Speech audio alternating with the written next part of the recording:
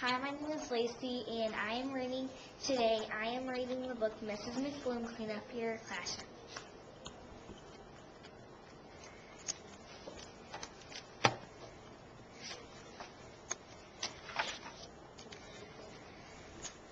It's a fact that nearly every school from Kennebunkport, Maine to Chickaloon, Alaska has one teacher whose classroom is a sorry, jumbled-up mess. Knickerbocker Elementary in the pint-sized town of up yonder was no exception. Mrs. McBloom in room 5 had a classroom that would impress even the most clutter-loving junkyard dog. It was a heap of mess, the amount of her never cleaning it, and not once in 50 years of teaching.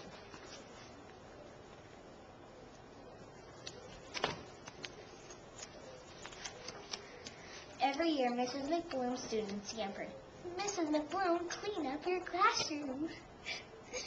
For decades, Principal Pepperknocker pleaded, "Mrs. McBloom, clean up your classroom." 22 janitors came and went over the years. They all jumbled, "Mrs. McBloom, clean up your classroom."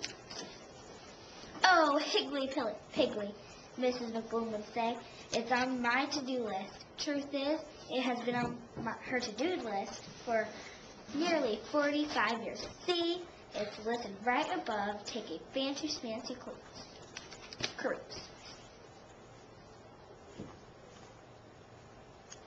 Thank you. Room 5 hasn't always been an eye-popping, heart-stopping disaster. When Mrs. McBloom first started teaching, long before that Armstrong fella set his tootsies on the moon, it looked like this.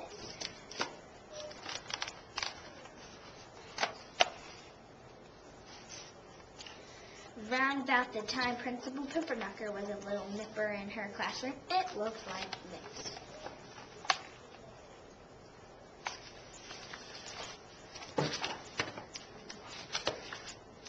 Now, 1 week before Mrs. McBloom was fixing to retire, her room looked like this. Giant sunflowers strobed over desks like decorated lamps.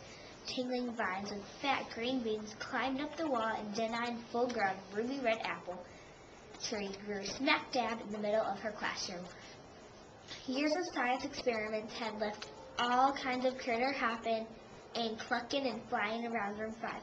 Chickens laid eggs in the coat cubbies, butterflies floated around and forth, back and forth, between children's heads and pencil erasers.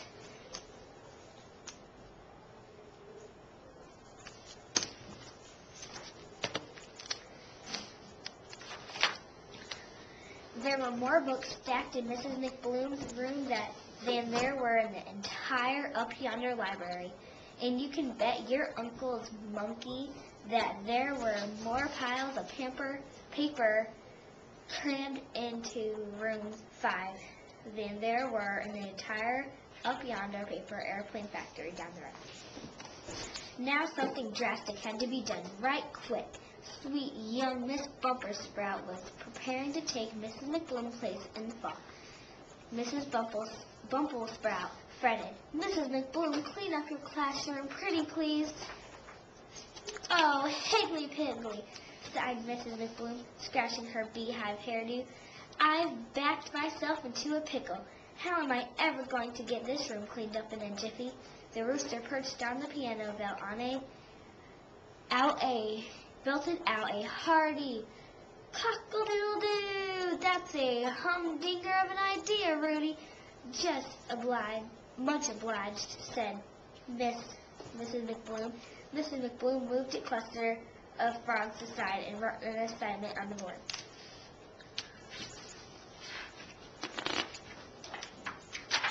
Oops.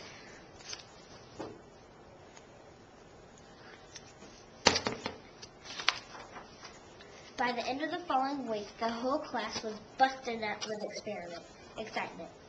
One by one, kids came to the front of the room just past the mushroom patch, but before the mountain of unclaimed mittens and gym stickers, to share their ideas. Sam Wigglesworth had invented super-duper picker-upper thingamabob.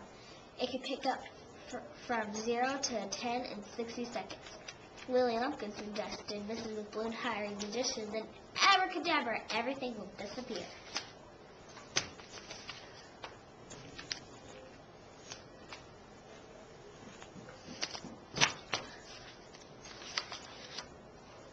Cooper Butterbaker brought in a herd of hungry goats from his daddy's farm to demonstrate their voracious appetites. They once ate a rusty pickup truck in 3 hours flat. On and on the ideas kept coming in. Mrs. McBloom recorded them on the chalkboard. Georgia P. Pitt was the last student to raise her hand.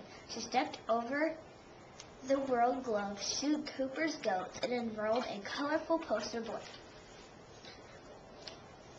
And it said, help Mrs. McBloom clean up her room day. All of Up Yonder is invited, Saturday, 10 a.m. If each citizen shows up to remove one item, room 5 will be tidy, lickily swept. P.S. Free eggs and apples to everyone who helps.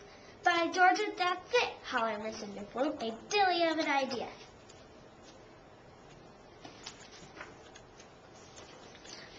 Word of help Mrs. McBloom day clean up her room day spread through the town faster than Corky Redmond's chicken pox in the spring of '99. Seeing as nearly every citizen of Up Yonder had been a student of Mrs. McBloom's at one time or another, the whole town showed up on Saturday to help. A line loop-de-loop through the halls, out the door, down the hill, and past the water tower. Single file, folks moseyed through room 5, pick up one item, and move on. The Up Yonder Kazoo Band provided live entertainment. The PTA passed out free refreshments, and Mrs. McBloom got to personally shake hands with all the former students. She bawled like a baby and wept for a kiss. Heavens to belly, buttons of treasures pulled from the rubble were astounding. Long-lost works of art, important historical documents, and rare geological finds were rediscovered.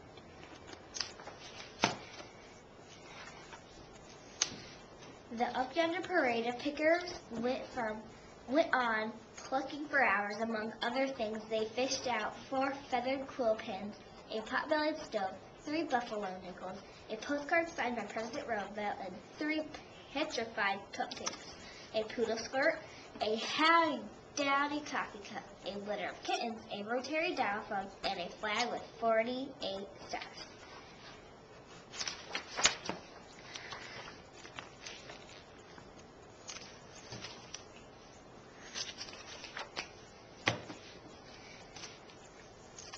Clay Potter found his library book. It was 35 years overdue. Fanny Freckle found her Elvis Presley's lunchbox. Her lunch was still in it. Pee! And after 20 years without them, Billy Brownbuckle finally got his eyeglasses back. It's a miracle I can see, he said. By sundown, room 5 was completely cleaned out. The apple tree was replanted next to the playground and dedicated to Mrs. McBloom.